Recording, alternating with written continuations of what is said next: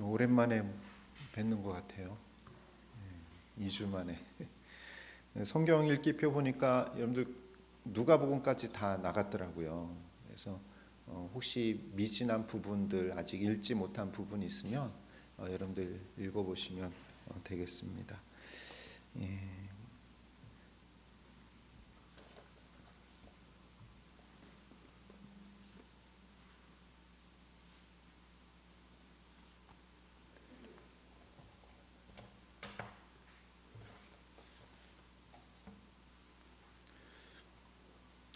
우리 찬송가 218장, 우리 찬송 부르시겠습니다. 찬송가 218장입니다.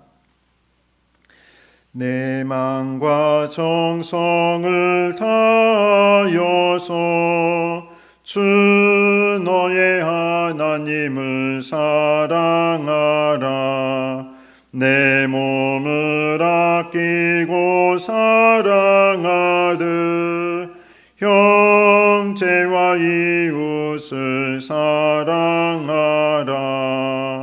주께서 우리에게 명하시니 그 명령 따라서 살아가리. 널 미워 해치는 원수라도 언제나 너 그렇게 사랑하라. 널 핍박하는 자 위에서도 신실한 마음으로 복을 빌라. 주께서 우리에게 명하시니 그 명령 따라서 살아가니. 나 항상 주님을 멀리하고 형제를 사랑하지 못하였다. 이러한 죄인을 사랑하사 주께서 몸버려 죽으셨다. 속죄의 큰 사랑 받으니모 내 생명 나 바쳐 충성하리. 아멘.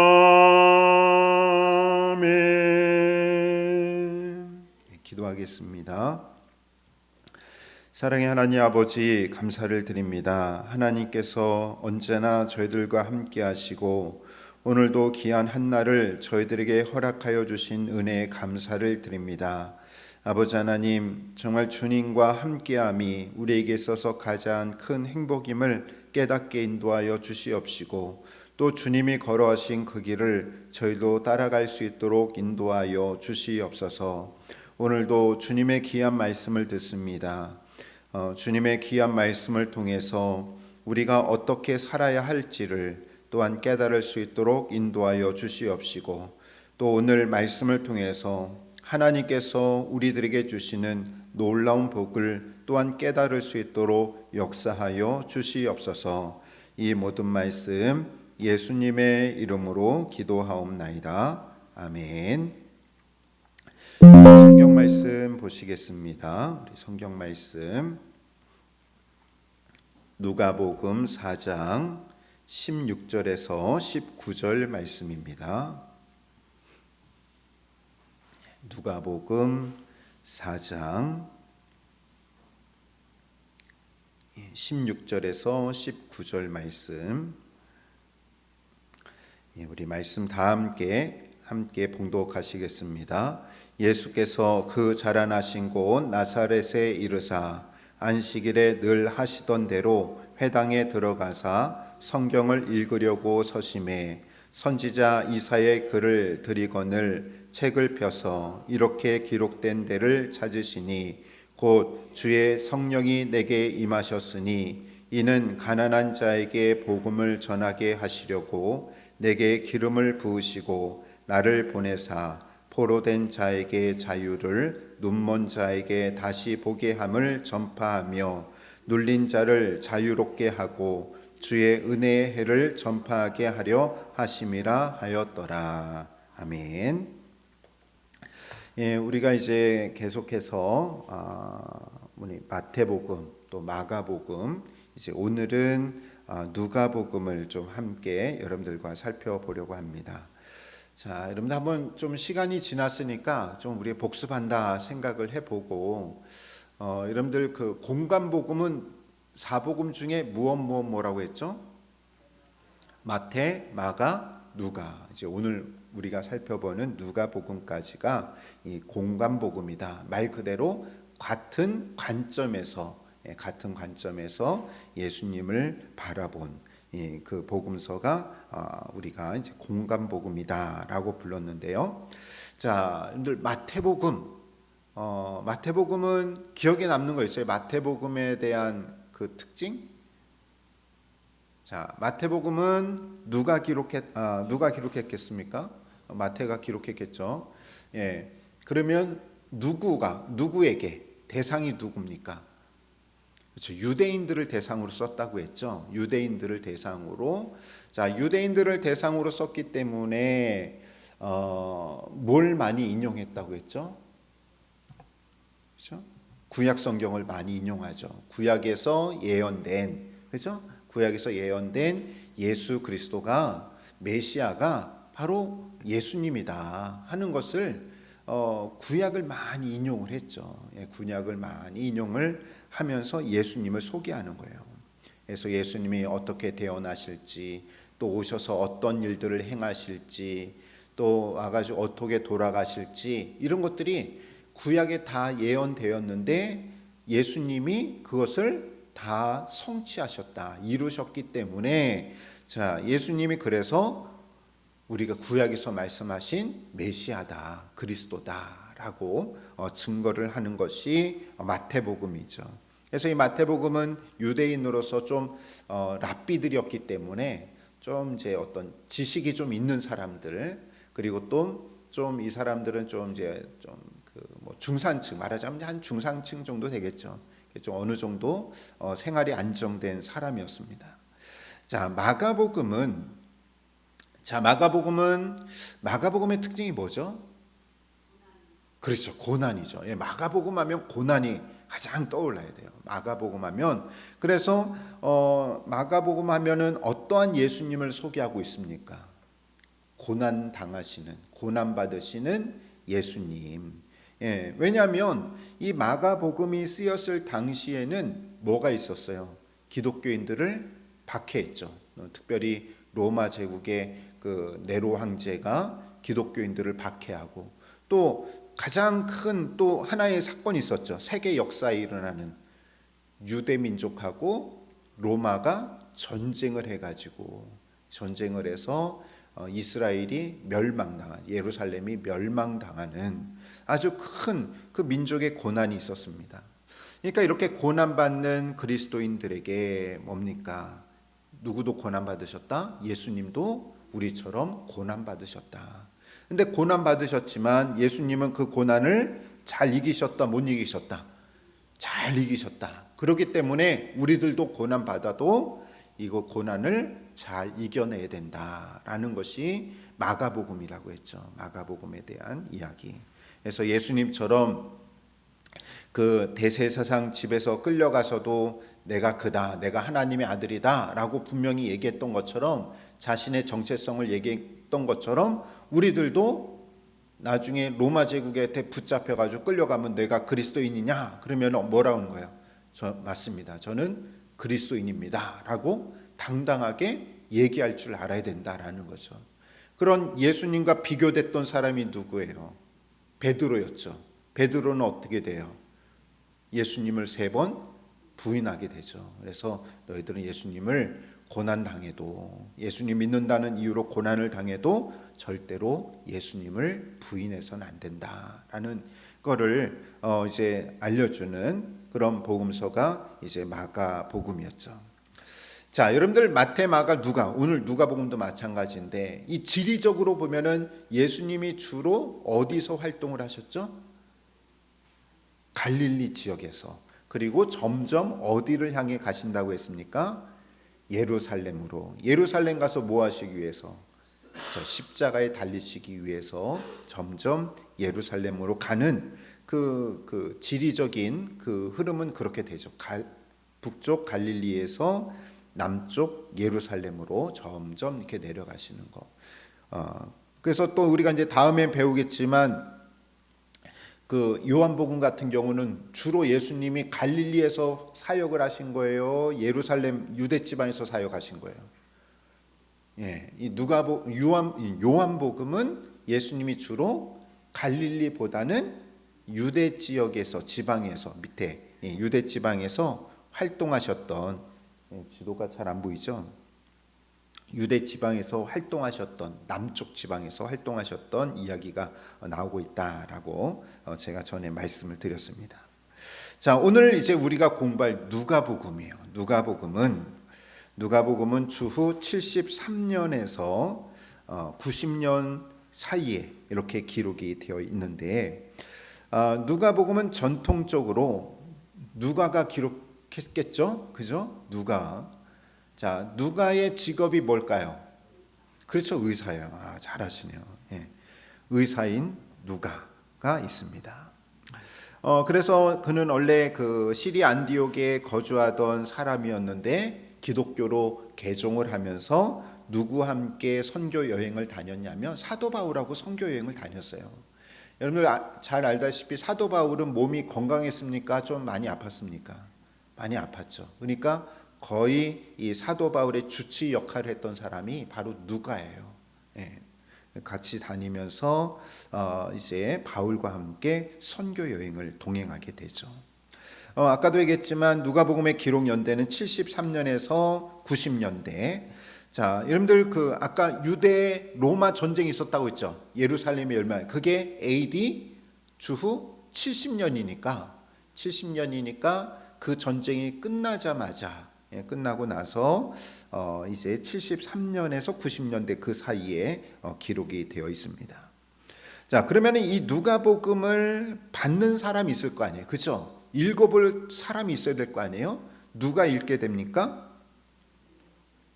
여러분들 그 1장 누가복음 1장 1절에 보면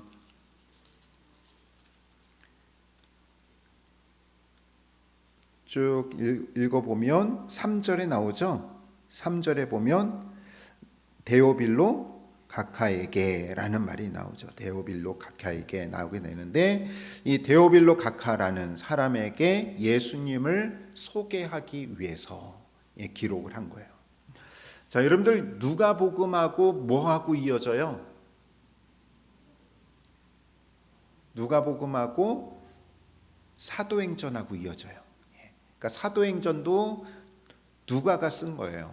사도행전도 마태는 마태가 썼고, 마가는 마가가 썼고, 누가는 누가가 썼고, 요한은 요한이 썼고, 사도행전은 사도들이 쓴 것이 아니라 누가가 쓴 거예요. 누가. 그래서 여러분들 그 누가복음을 읽은 다음에 어디를 읽어주면 연속이 있을까요? 사도행전을 읽으면 이게 연속성이 있는 거예요. 연속성이.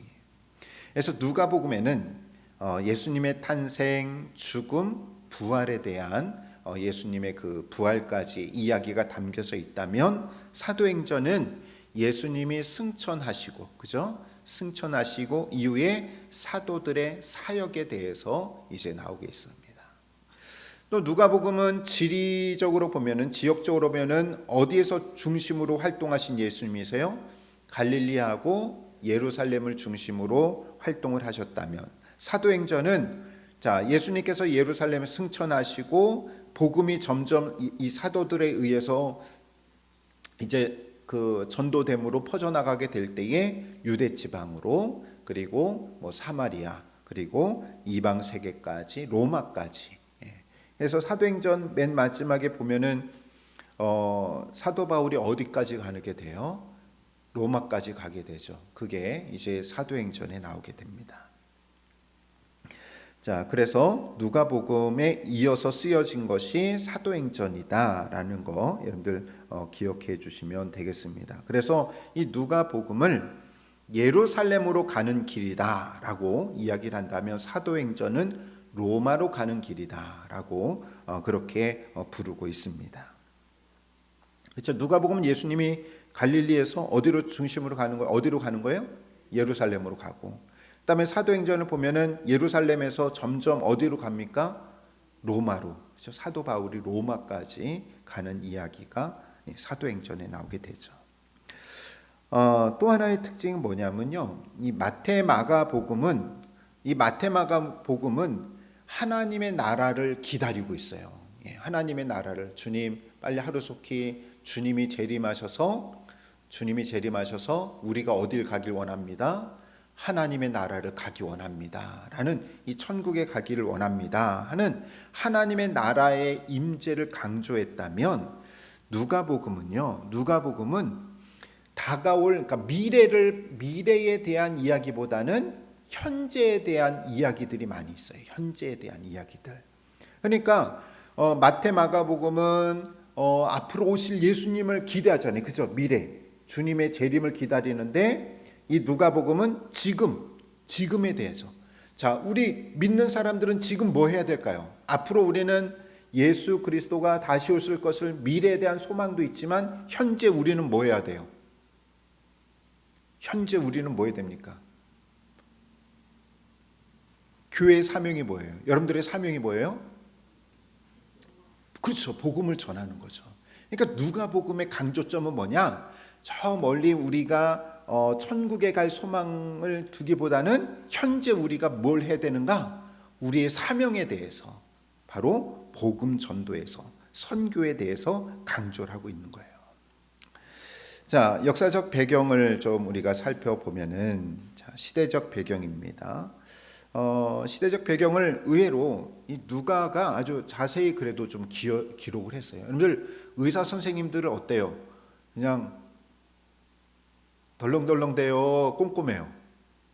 꼼꼼하시잖아요. 그죠? 의사 선생님들 보면은 막 뭐 다 적잖아요. 일일이 다 적잖아요. 누가도 의사에게 이게 직업이 그런 거다 보니까 아주 꼼꼼해요. 그리고 뭔가 정확해야 돼요. 그래서 예수님의 탄생, 또 예수님이 사역하실 때 이런 그 당시에 누가 총독이 되었고 누가 통치했는지를 좀 꼼꼼히 좀 잘 기록해 놓은 것 같습니다. 예수님의 탄생 때는 이 구레뇨가 수리아 총독으로 있을 때에, 또 가이사 아구스도가 무엇을 명령했을 때, 호적을 명령했을 때, 호적령을 내리게 되죠. 인구조사를 하게 될 때가 예수님의 탄생이었고, 또 예수님께서 공생의 사역을 하셨을 때는 누가 통치하고 있었습니까? 누가 통치하고 있었어요? 디베리오 황제가 통치한 지 15년째 되는 해였죠. 그래서 예수님이 태어나셨을 때 누가 총독이었고, 또 어떤 일이 있었고, 또 예수님이 공생애를 시작했을 때에는 누가 통치했고 하는 것들을 잘 기록하고 있습니다. 자, 그러면서 근데 이 누가복음, 아까 누가복음이 쓰여진 것은 미래에 대한 하나님의 나라의 소망보다는 현재 우리의 사명이 관심이 많이 있다고 했잖아요. 현재 우리가 복음을 전해, 우리 믿는 자들은 복음을 전해야 된다 하는데, 이렇게 이 누가복음이 쓰였을 당시에 기독교인들이 직면한 문제가 있었어요. 좀 해결해야 할 문제가 있었는데, 첫 번째로는 뭐냐면 예수님의 재림이 지연된다라는 거죠. 제가 전에도 말씀드렸지만 종말론에는 두 개가 있었다고 그랬죠. 임박한 종말론하고 지연된 종말론. 기억나세요? 임박한 종말론은 뭐예요? 예수님이 내가 곧 다시 올 거다라고 얘기했어요. 그러니까 사람들이 제자들하고 성도들이 누구를 기다리고 있는 거예요? 예수님을 기다리고 있죠. 예수님이 금방 오신다고 했으니까 예수님을 기다리고 있었는데, 그런데 예수님께서 금방 오세요, 안 오세요? 안 오시는 거예요. 그게 지연이 되는 거예요. 예수님의 그 재림이 지연이 되는 거예요. 당시 그리스도인들은 이제 곧 예수님이 오심으로 말미암아 이 세상이 종말이 오고 하나님의 나라가 임하게 될 것이다 라는 그런 생각을 가지고 있는데, 그런데 예수님의 재림이 지연이 되면서 점점 누가 죽어가고 있어요? 예수님의 제자들, 또 예수님과 함께 했던 사람들이 죽어가기 시작을 한 거예요. 근데 이 종말은 임하지가 않게 된다라는 거죠. 그러면서 신앙적으로 흔들리게 되는 거예요. 예수님이 금방 오신다고 했는데 예수님 왜 금방 안 오시지? 하면서 예수님이 거짓말하셨나? 왜 예수님이 안 오시지? 이게 점점 지연됨으로 인하여서 신앙적으로 요동이 생기게 되는 거죠. 그때 누가가 뭘 얘기하느냐? 자, 우리가 앞으로 다가올 미래 예수님의 재림과 또 하나님의 나라를 소망하는 것도 중요하지만 그것만 바라보고 있는 것이 아니라 현재 우리가 해야 할 일도 중요하다. 그게 뭐 하라는 거예요? 주님이 땅끝까지 이르러 내 증인이 되라고 하셨지.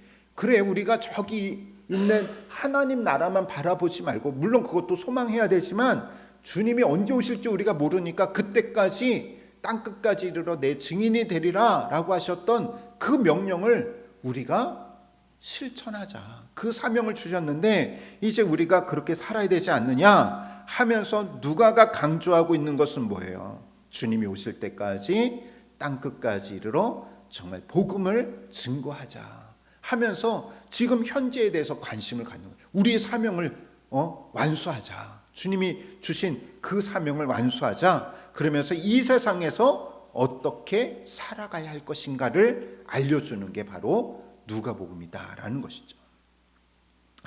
자, 이해가 되시죠? 어려우세요? 똑같은 거예요. 근데 그러니까 이제 마태, 마가복음은 조금 이제 미래에 대한 거에 대해서 강조점을 뒀다면 누가복음은 현재 우리가 무엇을 해야 되는가 하는 것에 강조점을 두고 있다라는 거죠. 자, 두 번째 또 직면한 문제가 뭐냐면, 두 번째로 직면한 문제가 보면 예수를 무엇으로 고백하는 문제예요? 주님으로 고백하는 문제가 있어요. 이게 무슨 말인가 하는데, 자, 여러분들 예수님이 어디에 달려 돌아가셨죠? 십자가에 달려 돌아가셨죠. 예수님이 십자가에 달려 돌아가셨어요. 근데 여러분들 우리는 뭐 지금은 십자가가 부정적인 이미지를 가지고 있습니까? 긍정적인 이미지를 가지고 있습니까? 우리들에게는. 그렇죠. 긍정적인 이미지죠. 십자가 하면 예수님이 가장 먼저 떠오르니까 꽤 좋은 이미지를 가지고 있는데, 그런데 로마 제국에 있어서는 그 당시 사람들은 십자가가 뭐 사랑할 만한 거고 좋아할 만한 거였을까요? 아니죠. 왜냐하면 십자가가 뭐예요? 사형? 그렇죠. 형틀이거든요. 사형 형틀이었어요. 그러니까 사람을 죽이는 사형 형틀이에요. 그리고 그냥 웬만한 사형수를 죽이는 것이 아니라 가장 아주 흉악범들, 정치범들, 이렇게 막 반란을 일으키는 그런 아주 정치범들을 죽이는 그런 사형 제도였거든요.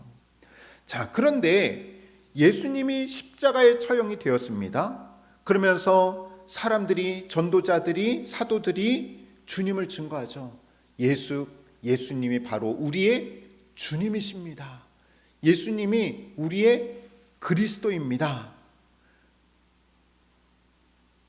그분이 십자가에서 우리의 모든 죄를 용서하셨습니다. 그러니까 그 당시 로마 사람들이나 이방인들은 이해가 돼야 안 돼요. 아니, 그 흉악한 십자가에 달려 죽었는데 그분이 우리의 주님이라고? 우리의 구세주라고? 그런 문제가 있을까요, 없을까요? 뭐 그냥 죽는 것도 아니고 십자가에 달려 죽었다고 하니까 이거를 도저히 이해가 안 되는 거예요. 어떻게 그런 사람이, 그런 흉악범이 십자가에 달려 죽었던 그 사람이 어떻게 우리 주님이 되냐?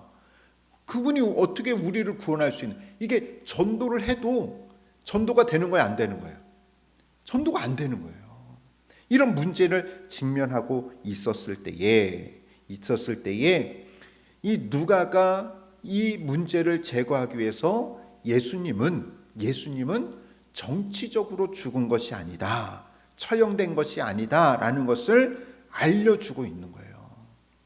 예수님이 그래서 누가복음을 보면서 자 봐라, 예수님이 어떤 정치적인 이유로 죽은 것이 아니다. 예수님은 이러한 삶을 사셨고 또 우리를 위해서 십자가에 달리신 것이다 하는 것을 변호하기 위해서, 알려주기 위해서 기록하고 있다라는 것입니다. 자, 그래서 누가복음이 직면한 두 가지 문제. 첫 번째로는 예수님의 재림이 지연이 되고, 또 하나는 이 십자가에 달린 예수님을, 이 복음을 전할 때 어떻게 그런 분을, 그런 사람을 우리가 나의 주님으로 영접할 수 있겠느냐, 믿을 수 있겠느냐 하는 이 두 가지 문제를 무엇으로, 이 누가복음을 통해서 예수님이 누구신지, 또 예수님이 오실 때까지 우리가 무엇을 해야 할지를 잘 알려주고 있다라는 것이죠. 자, 우리가 오늘 이제 복음이 5번째 복음까지 있는데, 자, 이 누가복음의 특징 중에 하나가 바로 이제 소외되고 가난하고 이방인들, 여인들에게 관심이 많이 있었어요. 그래서 보면은 첫 번째 복음이 누구에게 복음이 됩니까? 소외된 자들에게 복음이 되고, 두 번째로는 가난한 사람들에게, 세 번째로는 이방인들에게, 네 번째로는 여인들을 위해서 이제 복음을 전하는 내용이 나오고요. 다섯 번째는 이 교회 주는 교훈이 나오고 있습니다. 자, 먼저 우리가 이제 첫 번째 복음은 소외된 자의 복음입니다. 아까도 말씀드렸지만 1장 3절에 보면은 누구한테 쓰는 복음서라고 했죠? 데오빌로 카카에게 하는데, 데오빌로는 하나님의 친구라는 뜻이에요. 하나님의 친구. 데우스. 그다음에 필로아, 여러분들 친구, 이렇게 우정, 그런 게 있잖아요. 그러니까 데오빌로 하면은 하나님의 친구라는 뜻입니다.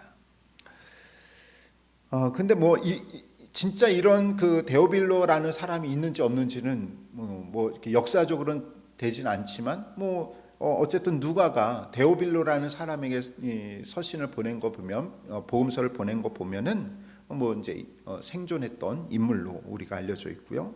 그 다음에 카카라는 호칭을 쓰게 됩니다. 카카라는 말은 이 사람이 어떤 사람이었다라는 거 알 수 있을까요? 그죠? 좀 고급 관리, 그죠? 관료. 그냥 일반 공무원이 아닌 조금 높은 관료였을 것이다라고 우리가 짐작을 해볼 수가 있습니다. 자, 이 데오빌로라는 사람은 데오빌로 카카요라는 걸 볼 때에 아마 로마 제국의 고급 관료로 이렇게 알려져 있는데, 그 사람에게서 아까도 얘기했지만 언급되어 있는 것처럼 복음이 무엇인지를 얘기하고, 또 그 복음이 유대인들만을 위한 복음이 아니라 누구에게, 당신과 같은 데오빌로 카카와 같은 이방인들에게도 복음이 된다라는 것을 알려주고 있다라는 것이죠. 자, 이 누가복음은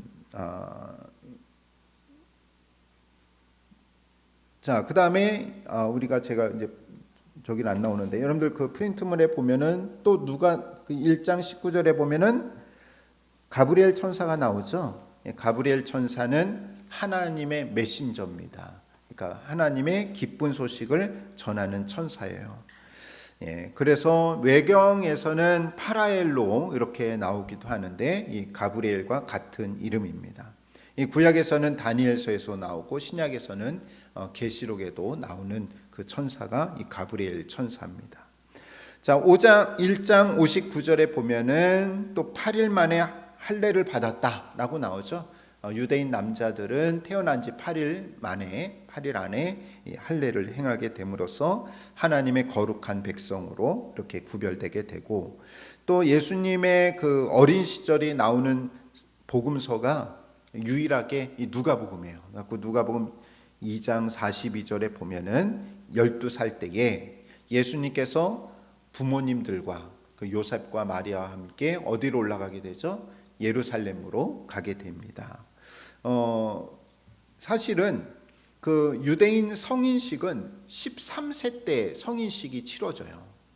그러니까 13세 때 성인식이 치러지는데 그 전해, 그러니까 12살 되는 해에 미리 데리고 가요.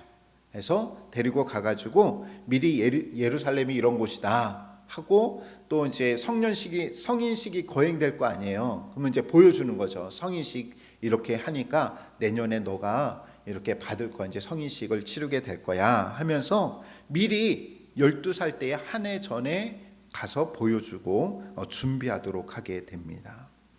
성경에서는 누가복음이 예수님의 어린 시절을 유일하게 기록이 되어 있습니다. 이 마태복음은 아까도 얘기했지만 유대인들을 대상으로, 마가복음은 고난당하는 성도들을 대상으로 했는데요. 누가복음은 사회적으로 종교적으로 소외된 사람들에게 또 구원의 대상이 된다라는 것을 증거하고 있습니다. 이 가난하고 또 죄인 취급받는 소외된 자들에게도 복음이 필요하다라는 것을 강조하고 있는데, 자, 이 같은 내용이 복음서의 누가복음에 잘 드러나고 있습니다. 첫 번째로 보면은 자, 누구를 높이시죠? 그렇죠. 비천한 자를 돌보시고 비천한 자를 높이신다 하면서 앞으로 오실 메시아에 대해서 찬양하는 내용이 기록이 되어 있습니다. 그래서 예수님이 어디서 태어나셨어요? 마국간 구유에 태어나시잖아요. 누가복음엔 구유에서 태어나시는데, 그러니까 가장 낮은 자리에 비천한 몸으로 오신 거예요. 비천한 자리에 태어나셨어요. 그리고 누가복음에 보면은, 마태복음에 보면은 예수님이 태어나셨을 때 누가 찾아왔죠? 예수님을 경배하였던 사이 마태복음에서는, 그죠, 동방박사들이 찾아오잖아요. 동방박사들이 찾아오는데, 누가복음에서는 예수님이 태어났을 때 누가 찾아오죠? 누가 찾아와요? 그죠, 목자들이 찾아오죠. 목자들. 여러분들, 목자들은 우리가 이미지가 상당히 좋죠. 그죠? 다윗도 뭐였어요? 목자였고 목동이었고, 또 예수님이 보면은 항상 이렇게 그림 성화 같은 거 보면은 꼭 예수님 뭘 안고 계세요? 그렇죠? 양 안고 있으면서 약간 그런 목자와 같은 그런 이미지가 있어서, 우리는 이제 목자 하면은 야, 정말 뭔가 사랑스럽고 이렇게 믿음이 좋고 하는데, 근데 사실은요, 목자는요 가장 소외계층의 직업을 가진 사람, 그 당시 가장, 죄송합니다, 천박한 직업이 뭐였냐면 목자였어요. 목자. 그렇기 때문에요, 이 목자들은 뭘 많이 하냐면 거짓말을 많이 하고, 그래서 목자들은요, 그 사람 직업이 목자다 하면 그 사람은 증인이 될 수가 없어요. 어떤 법정에 가서 당신 목자야 그러면은 나는 목자입니다 그러면 당신은 자격 없어. 그 정도예요. 그 정도. 아주 그냥 아주 천한 그런 직업이었어요. 그 양치기 소녀, 우리 모두 동화 같은데 뭐 양치기 소녀 있잖아요. 거짓말 잘하고.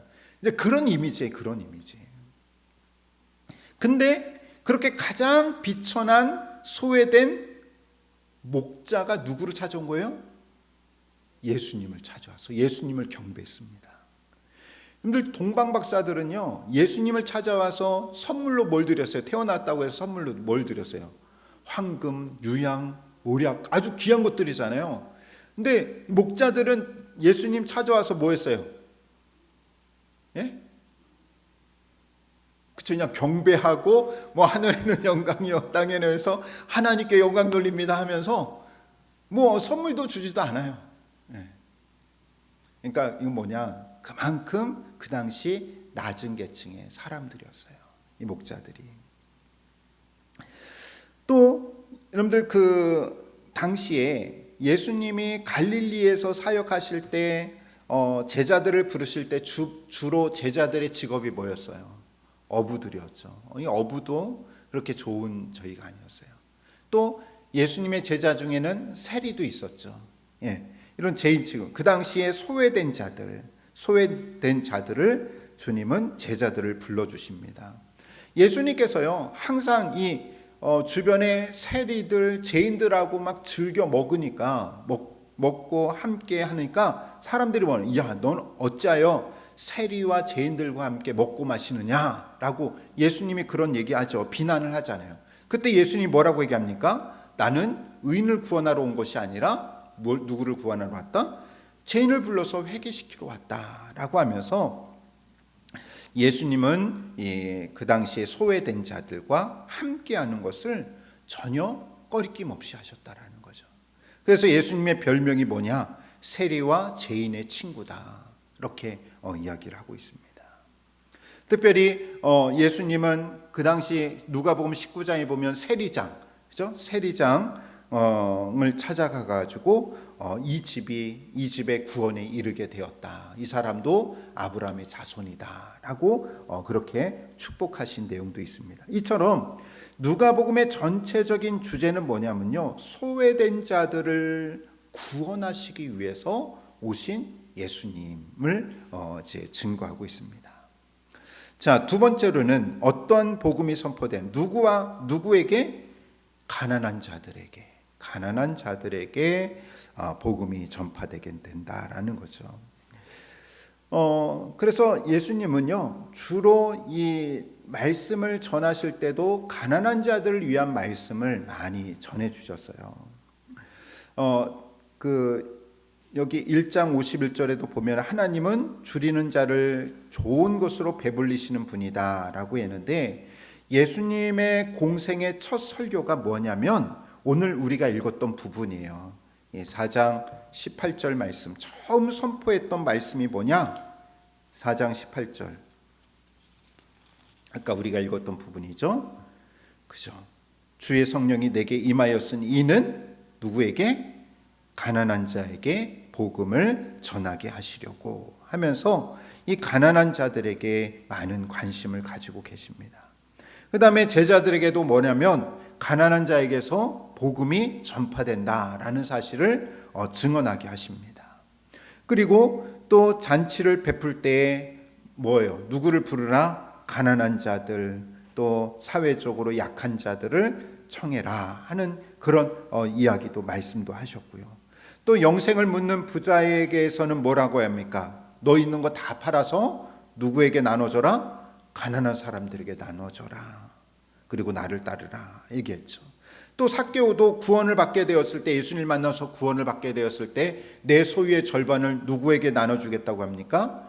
가난한 자들에게 나눠주겠다라고 말씀하세요. 그러니까 누가에게 있어서 이 가난한 사람들은 항상 예수님께서 돌보고 보살피고 또 이렇게 그들을 구제해야 하는 그런 대상으로 보여주고 있다라는 거죠. 근데 여러분들, 누가가 있어서 가난한 사람들에게만 관심을 가졌다고 해서 이걸 뭘 말하냐? 예수님은 구제하고 돌보고 그들을 관심 갖는, 어찌 보면 이런 그 사회복지에 대한 그런 거에서만 관심을 가졌다 생각하는데, 그런데 여러분들 여기 주제가 나오지만 가난한 자의 뭐예요? 복음이죠. 복음. 바로 그들의 영혼을 구원하기 위해서, 그들의 영혼을 위해서 구원하기 위한 관심을 가지자는 거죠. 그냥 빵만 주는 것이 아니라, 그들에게 필요한 식량만 주는 것이 아니라 무엇도 줘야 된다라는 거예요? 복음도 줘야 된다 하는 것을 알려주고 있다라는 겁니다. 자, 여러분들 4장 19절에 보면은 여러분들 주의 은혜해가 나오게 되죠. 자, 주의 은혜해는 이거는 희년을 말하고 있어요. 희년 들어보셨어요? 레위기 25장에 나오죠. 희년 제도가 있습니다. 그건 하나님이 만들어요. 그게 주의 은혜해요. 희년인데 이건 뭐냐면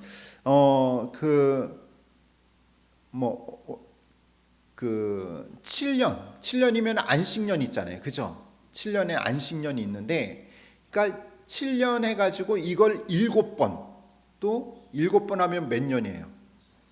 49년. 그래서 7년에 7번씩 그 다음 해, 그러면 50회잖아요. 이때가 희년입니다.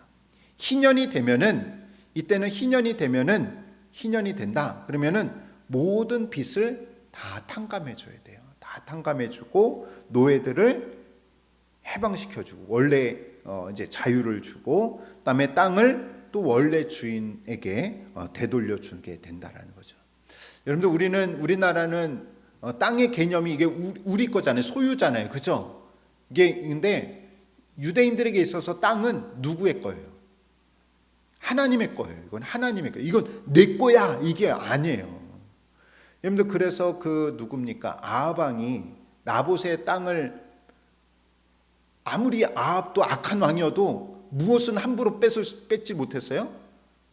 땅을 함부로 뺏지 못했어요. 나봇의 그 포도원이 아무리 좋아도 아무리 악한 그 아합 왕도 나봇의 포도원을 함부로 하지 못했어요. 왜냐? 그거는 그 사람 것도 아니고 내 것도 아니고 하나님의 것이다라는 그런 그게 있기 때문에. 근데 그 이세벨은 이방 여인이었잖아요. 그죠? 여왕이었던. 아니 그게 뭐가 문제냐? 이거 그냥 우리가 뺏으면 되지. 그 사고 방식이 틀린 거죠. 그래서 유대인들은요, 이 땅을 그러니까 이거 원래 주인에게 되돌려 줘야 돼요. 주인에게 되돌려 줘야 됩니다. 자, 그러니까 이 그 은혜의 희년은 뭐냐면요, 해방과 자유가 주제예요. 해방을 시켜주고 모든 걸 자유로 하고 모든 걸 원래의 상태로 다시 되돌리는 것. 해서 예수님의 오심이 바로 은혜해다, 희년이다. 모든 것을 해방시켜주는 것이다. 예수님이 그래서 우리를 죄와 사망에서 해방시켜주고 또 원래 그 모든 것을 되돌려 놓는 것처럼 죄로 인해 파괴되었던 하나님의 형상을 어떻게 됩니까? 하나님의 형상으로 다시 회복시켜주는 그 희년, 그것이 어떻게 이루어지는가? 주님이 오심으로 인해서 이 은혜해가 임하게 되었다, 희년이 임하게 되었다라는 것을 알려주게 되죠. 자, 그 다음에 우리가 살펴볼 이제 그 세리인데요. 5장 30절에 세리가 많이 나오는데, 자, 로마 제국은 여러분들 알다시피 이스라엘을 통치하면서 많은 세금을 거둬들이게 됩니다. 인세도 거두고 뭐 토지세를 거두고 세금을 많이 거둬들이는데, 자, 이 로마 제국이 세금을 거둬들일 때에 직접 로마 제국이 하는 것이 아니라 이 세금을 거둬들일 수 있는 특정인을 위임하게 됩니다. 그러니까 위탁하게 되는 거죠. 그 사람을 딱 세우게 되는데, 자, 근데 그 사람도 그냥 막 세리가 되는 게 아니에요. 막 세리가 되는 게 아니라 나라에 내가 뭔가를 뭐 1억이면 1억이다, 2억이면 2억이다, 뭘 걸어야 돼요? 권리금을 내야 돼요. 예, 왜냐하면 이게 돈이 거래가 되니까 내가 세리가 되고 싶어도 이렇게 권리금을 내야 되는 거예요. 1억이면 1억, 2억 딱 이렇게 내놓으면 그 역할을 할 수가 있는 거예요. 그러면 세리는 부자였을까요? 가난할까요? 부자가 이 세리를 하는 거예요.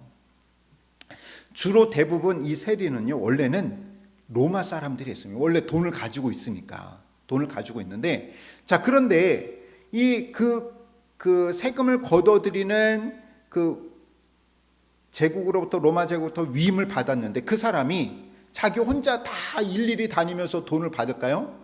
아니죠. 밑에 뭐가 있어야 돼요? 직원들이 있어야 되잖아요. 그러니까 우리가 성경에 말하는 사람들이 누구냐면, 세리가 누구냐면 밑에 있는 직원들이에요. 이 직원들. 그래서 이 세리들이 이제 그 말하자면 대표자는 로마, 돈을 많이 가진 로마 사람이었을 것이고, 그 밑에서 일하는 직원들은 누구였을까요? 주로 유대인들을 상대해야 되니까 유대인들이 직원들이었어요. 유대인들이 직원이었습니다. 그래서 이 세리는 일반적으로 이 세금을 거둬들이는 고용된 직원이었습니다. 자, 그런데 세리들은 백성들 가운데 인기가 있었을까요? 없었을까요? 없었죠. 왜냐하면 이 로마의 세금을 내는 것이 하나님께 반역을 하는 것이라고 생각을 했어요. 그리고 이 세리는 로마 제국의 하수인으로서 로마에 충성하는 자들로 보았기 때문에, 매국노로 보았기 때문에 상당히 유대인들에게는 그렇게 좀 매력적인 그런 직업은 아니었어요. 또 특히 이 세리들은요, 과다한 세금을 부과해가지고 개인적인 착복을 했다라는 거죠. 그러니까 얼마나 많은 착복이 일어나겠어요. 지금 이 로마 제국의 세금 가기 위해서 그 밑에 그 대표가 있고 또 그 밑에 직원들이 있는데 이 사람들이 뻔한 수입이 뻔하니까 누구한테 뭘 더 걷는 거예요? 세금을 더 걷어들여 가지고 개인적으로 또 착복하고 또 여기 중간에서도 또 세금을 또 착복하고 그 이제 원래 이제 세금으로 이제 가게 되는 거죠. 이제 그만큼 그러니까 이 세리라는 것이 직업이라는 것이 많은 사람들에게 비난을 받는 그런 사람들이에요. 그래서 랍비 문헌에 보면요, 세리는 뭐처럼 여기냐면 강도들이다. 저거는 저 칼만 안 든, 우리 그런 얘기 많이 하죠. 저 칼만 안 든 강도라고 많이 하는데 강도와 같다라고 했어요. 강도와 같다. 그리고 절대로 저 사람들에게는 어떤 일을 공적인 일을 맡겨서는 안 된다. 맨날 이게 거짓말하고 그러니까 속이고 하니까 맡기면 안 되고 이 세리들도 아까 목자들처럼 법정에서는 증인이 될 수 없을 정도로 그렇게 그런 불신의 대상이었습니다. 그런데 예수님은 이러한 세리들, 죄인들, 또 창녀들 이런 사람들과 같이 천대받는 그 사람들과 함께했다라는 것이죠.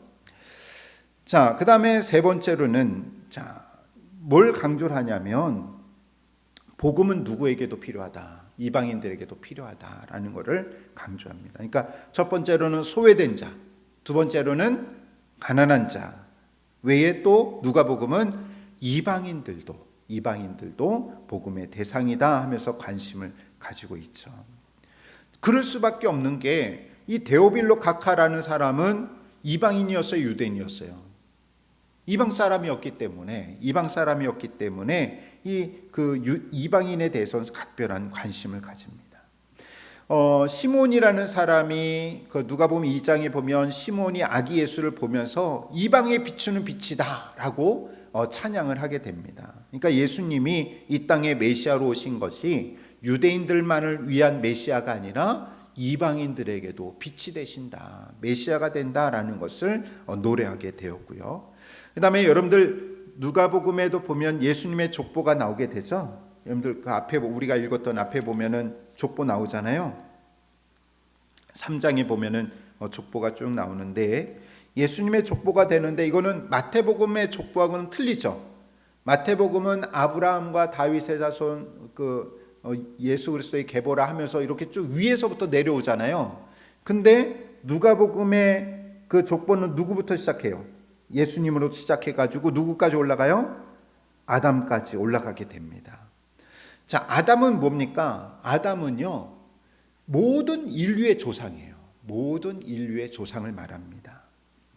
자, 그렇기 때문에 예수님께서 모든 인류의 이 아담의 후손들, 모든 인류의 구세주가 된다라는 것을 증거하고 있는 거죠.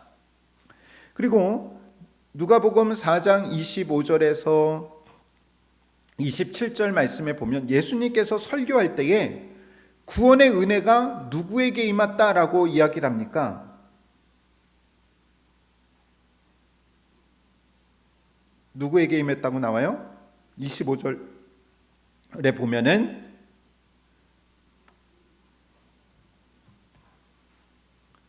사렙다 가부죠. 25절에 보면 사렙다 가부하고 나하만 장군 이야기가 나오는데, 그러니까 예수님께서 처음 나사렛에서 처음 하셨던 그 설교 내용이 뭐냐? 거긴 다 유대인들만 있었을 텐데 예수님의 첫 설교가 뭐냐? 하나님의 구원은 누구에게도 임한다. 사렙다 가부와 같은 이방인, 또 나만 장군과 같은 이방인에게도 임하게 된다라는 것을 강조하고 있는 거죠. 그리고 네 번째로 보면은 예수님이 누구를 칭찬합니까? 누가복음 7장에 보면 백부장의, 그죠? 로마 군대 백부장 종을 고쳐주면서 그 백부장에게 뭐라고 미행합니까? 이스라엘에 이만한 믿음이 없다라고, 본 적이 없다라고 백부장의 믿음을 칭찬하시죠. 다 이방인들이잖아요. 그 다음에 다섯 번째로 보면은 이 사마리아인들에 대해서도 아주 긍정적인 태도를 보이고 있으시죠. 그래서 10장에 보면 강도 만난 자의 이웃이 누구냐 할 때 제사장도 아니고 레위인도 아니고 누구였다? 사마리아 사람이었다라는 걸 하고 또 10명의 나병 17장에 보면 10명의 나병 환자 중에 유일하게 예수님에게 와서 감사했던 사람이 누구였어요? 사마리아 사람이었잖아요. 이처럼 이 사마리아인에 대해서는 상당히 긍정적으로 여기고 있었다라는 거죠. 그 외에도 빌라도 총독이 예수님의 무죄를 선언했던 점을 부각시키고 또 십자가 그 현장에서 로마 백부장이 예수님이 의인이다라고 선언한 걸 볼 때에 이방인에 대해서 상당히 긍정적인 인식을 가지고 있었고 또 그들 또한 구원의 대상이 된다라는 것을 강조하고 있습니다. 그러므로 누가복음은 하나님의 구원이 유대인들뿐만 아니라 누구에게도 포함이 된다? 이방인들에게도 포함이 된다라는 세계주의의 선언을 하고 있습니다. 또 이것뿐만 아니죠. 누가복음뿐만 아니라 사도행전에 보면 더 많은 이방인 사람들이 예수님을 믿는 이야기들이 더 많이 있죠.